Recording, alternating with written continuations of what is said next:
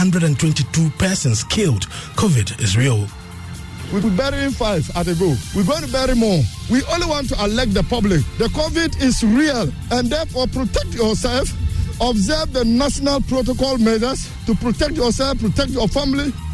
Joy News at 6 is live from digital address GA09933341, available in Accra on Joy 99.7 and Hits 103.9 FM, in Kumasi on Love 99.5 FM, affiliates across Ghana's 16 regions, including Fafa Radio in the Volta region, Golu 91.7 FM, Upper West, Radio for BC in the Upper East region. Around the world, it is at myjoyonline.com. Coming up, hundreds of medical professionals sent chilling notes to Electoral Commission chairperson, warning her the continuous registration of voters could lead to thousands of coronavirus deaths and call for immediate suspension of the exercise. Meanwhile, some parents start withdrawing their children from the Accra Girls Senior High School after 6 students reportedly tested positive for the virus. Also coming up, President Akufo-Addo begins 14 days of working in isolation following advice of doctors as at least one person in his close circle tests positive for COVID-19.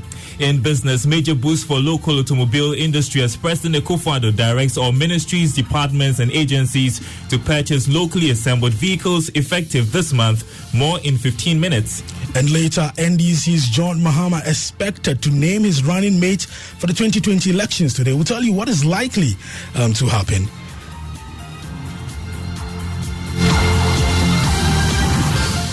Those are the headlines. Let's start with this tragic story in the Volta region. 5 persons have died at Stegby in the Anglonga district after being hit by a driver. According to eyewitnesses, the car, moving at top speed, ran into a mother and her 3 children, as well as a 70-year-old woman, killing them instantly. The assembly member for Stegby Apodumo, Noel Kukruko, explains that the accident happened at Stegby Vakpomda when the driver, Wisdom Kodo, allegedly took the taxi from a friend after winning 1,200 Ghana cedis lottery. In his quest to jubilate his fortune, he tried to overtake a motorbike and a car, resulting in the accident. Volta regional correspondent Ivy Setoji visited the community and here are details of what she found. According to eyewitnesses, a woman who was selling some items by the roadside where the old lady, 70-year-old lady, was hit. Right now is at the Jeju hospital. According to them, she may not be able to walk. And the husband of the deceased, Achu Adonavo, is in serious emotional trauma. And they want the driver to be prosecuted and possibly sent to jail. You had Volta regional correspondent Ivy Setochi. About 200 health professionals have signed a chilling note to chairperson of the Electoral Commission, Jean Mensah, warning her the continuous registration of voters could lead to thousands of coronavirus deaths and demand an immediate suspension of the exercise. Head of our health desk, Fred Smith, is joining us with details of that particular statement. Hello, Fred. But we are unable to reach Fred. There will be more on the midday news later at 12 p.m. But meanwhile, some parents of the Accra Girls Senior High School have started withdrawing their children from the school after 6 students reportedly tested positive for coronavirus. When Joy News visited the school, some teachers said they cannot confirm or deny the reports, but say, indeed, some parents trooped to the school to pick up their children. I visited the school Sunday evening. This is what I found. About 30 seconds ago, a taxi just left the school compound, and in that taxi was a parent who came to carry her daughter away. We are told that her child is asthmatic. We are told that because it's a weekend, the school authorities are not around. It will be very difficult to get anyone to interact with us. What one of the teachers here, he told us that he cannot confirm or deny the reports out there that some students here have tested positive for the virus. He said that some parents have already been to the school to take their children away. We have been interacting with someone who works in the school. He tells us that yes, indeed, some of the students have tested positive for the virus. He confirms to us that sometime within the week, some of them were taken into isolation. After the samples were taken some days later, the results came in positive. And that as it stands now, 6 of them have tested positive and they've been taken to an isolation center here in the Greater Accra region. My observations when I visited Accra Girls Senior High School Sunday evening. Let's take you to the presidency now, where President Akufo-Addo is this morning beginning his 14 days of working in isolation as President of Ghana. This is in line with what Information Minister Kojo Oponkruma says is advised from his doctors after at least one person in his close circles tested positive for COVID-19. There's more in this news desk report.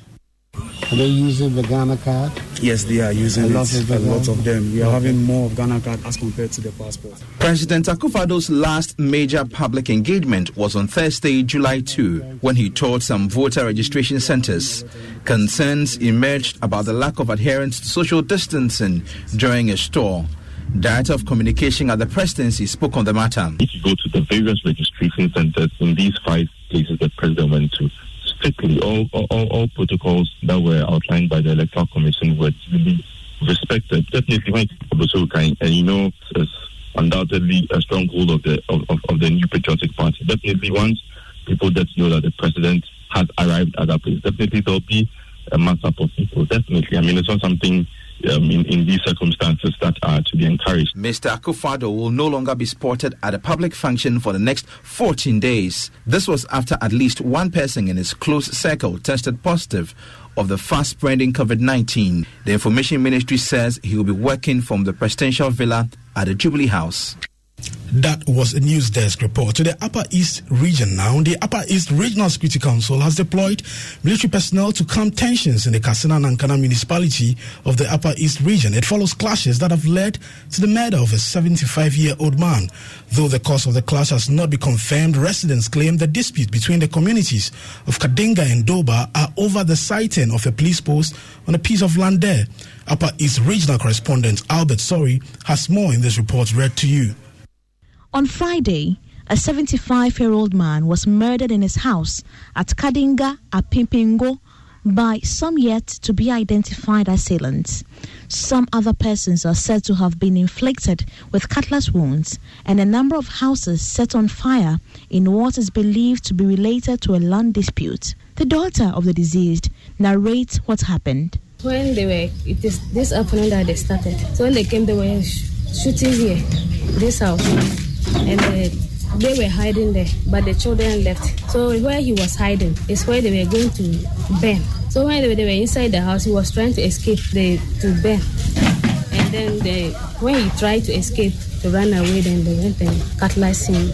Meanwhile, police have been to the scene and are currently investigating the incident. Here is ASP Kingsley Ada, Navrongo District Police Crime Officer. For our investigations, and that's why we are here. Is it a case of a renewed clash? Yeah, I think that is the case, because not quite long ago, somebody was also murdered around this area. We need to get information from people staying around.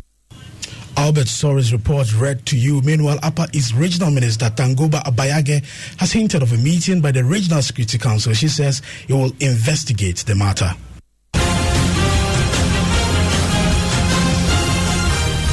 Remember, this is still your election headquarters. To some politics now, former Director General of the National Development Planning Commission, Dr. Nimoy Thompson, and former Vice Chancellor of the University of Cape Coast, Professor Jane Opoku-Agyeman, are among the front runners in the race to partner John Mahama for the opposition NDC's 2020 ticket.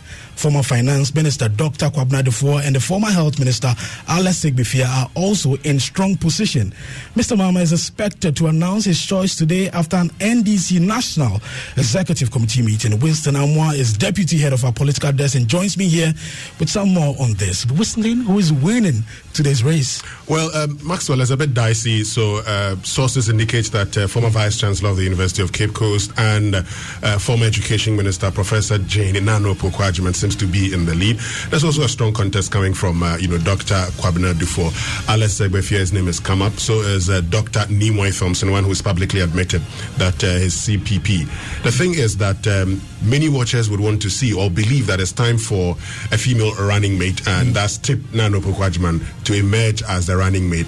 But our checks also indicate that there's a strong push by Dr. Kwabena Dufour. I'm sure by the end of today, it could be Nana Opoku-Agyeman who's in the lead or Dr. Kwabena Dufour. Winston Amwa is deputy head of our political desk. Still in the voter region now, officials have arrested 14 persons who entered Ghana illegally and attempted to register as voters in the Gotimes Yope district, contrary to laws governing the exercise. This development, however, did not go down well with Ekpeto residents who stormed the premises of the police station to demand the release of the suspects. They were joined by some leading figures of the NDC who helped to secure bail for the 15 suspects. Here is Ho West MP Emmanuel Bejra.